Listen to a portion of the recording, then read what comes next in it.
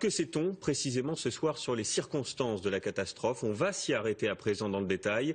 Aucune hypothèse n'est exclue, a dit tout à l'heure Manuel Valls. La compagnie, elle, parle d'un accident. Alors quelles sont les pistes? Que s'est-il passé à bord? On voit tout cela avec Mathieu Boisseau et Nicolas Châteauneuf. Il est 10 h ce matin sur le tarmac de l'aéroport de Barcelone.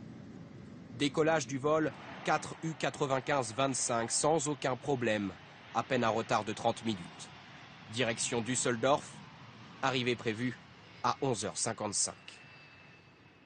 Très vite, l'A320 atteint son rythme de croisière. À 10h31 au survol de Toulon, altitude 11 575 mètres, vitesse 900 km/h.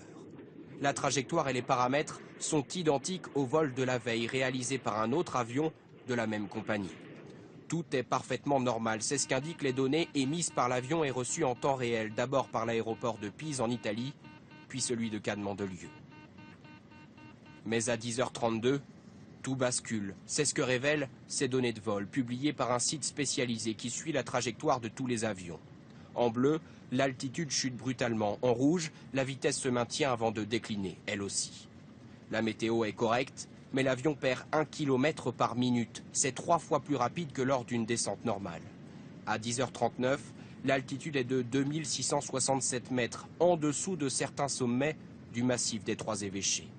Et pourtant, pendant la descente, l'avion n'aurait émis aucun message d'alerte, contrairement à ce qu'avait indiqué ce matin la Direction générale de l'aviation civile. C'est en fait un contrôleur aérien qui déclenche l'état de détresse, car l'avion perd le contact radio, probablement juste après s'être écrasé. L'exploitation des boîtes noires permettra-t-elle de répondre à toutes les questions? C'est ce qu'espèrent les enquêteurs.